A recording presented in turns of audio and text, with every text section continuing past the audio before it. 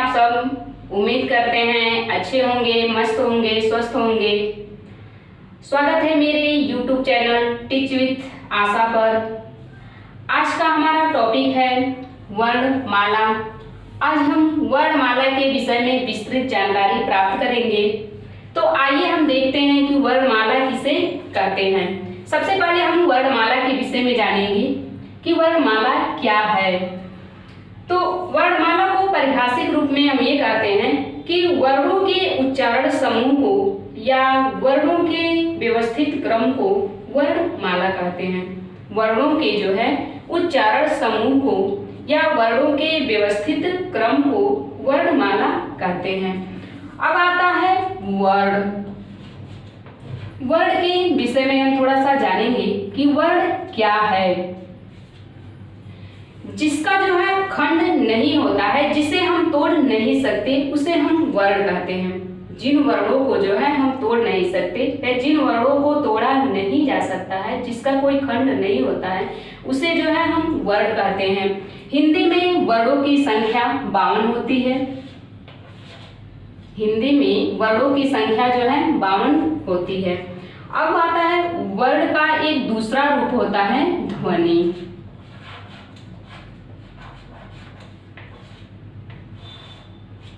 वर्ण का जो है दूसरा रूप होता है ध्वनि, यानी जिन वर्णों को जो है हम उच्चारण के द्वारा बाहर निकालते हैं, जो ध्वनियां जो है हम बाहर निकालते हैं, उसे जो है हम ध्वनि कहते हैं। जिसे हम देख नहीं सकते, केवल सुन सकते हैं।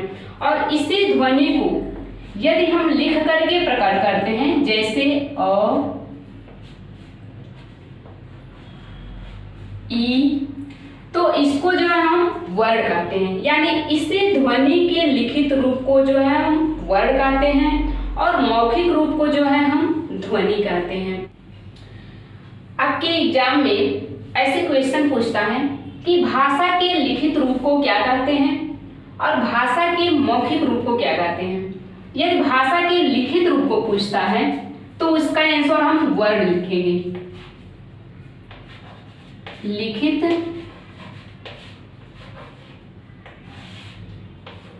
रूप दूसरा होता है मौखिक रूप को। यदि आपके एग्जाम में पूछता है कि भाषा के लिखित रूप को क्या कहते हैं, तब उसका आंसर वर्ण होगा।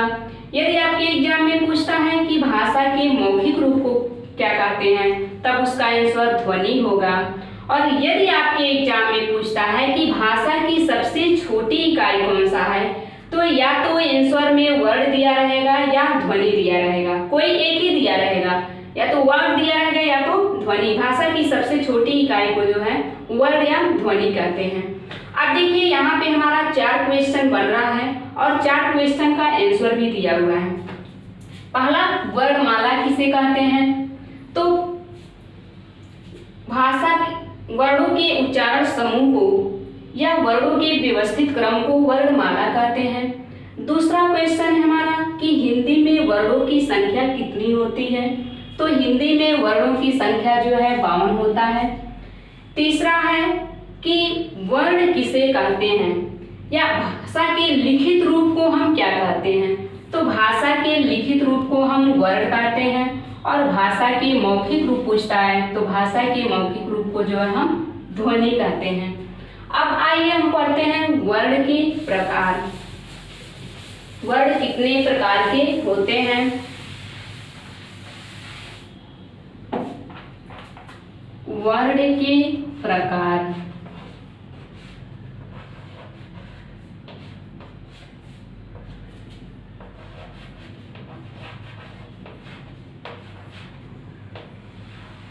वर्ण के प्रकार।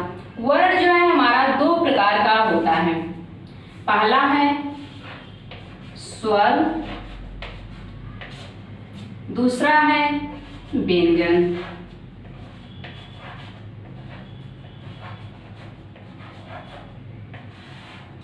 दूसरा है व्यंजन। अब देखिए हिंदी में स्वरों की संख्या कितनी होती है या कौन कौन से स्वर होते हैं? अ, आ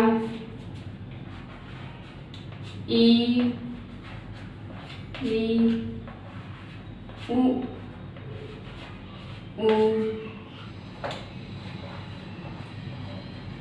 री ए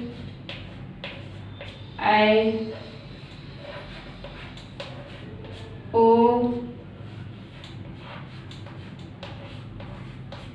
औ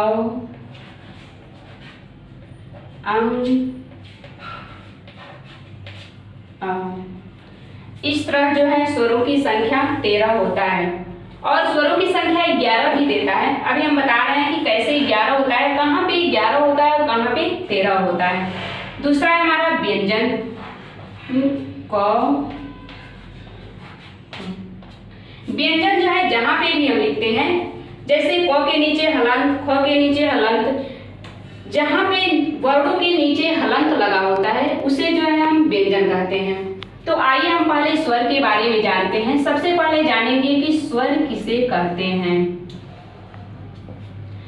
जिन वर्णों का उच्चारण स्वतंत्र रूप से होता है, यानी जिन वर्णों का उच्चारण करते समय हमें किसी अन्य वर्ण की आवश्यकता नहीं होती है, उसे जो है हम स्वर कहते हैं। स्वरों की संख्या जो है 13 होता है और 11 भी होता है। क्वेश्चन के अकॉर्डिंग हम उसका आंसर देते हैं। जैसे यदि आपके एग्जाम में पूछता है कि स्वरों की संख्या कितनी होती है, स्वरों की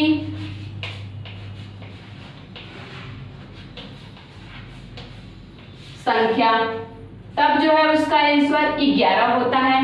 फिर एक क्वेश्चन पूछता है कि हिंदी वर्णमाला में स्वरों की संख्या कितनी होती है। हिंदी वर्णमाला में स्वरों की संख्या कितनी होती है। वर्णमाला में स्वरों की संख्या, तब भी 11 लिखेंगे।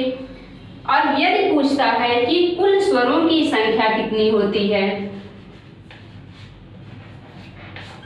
कुल स्वरों की संख्या, तब जो है हम 13 लिखेंगे। देखिए यदि आपके एग्जाम में पूछता है कि हिंदी में स्वरों की संख्या कितनी होती है तो 11 लिखेंगे।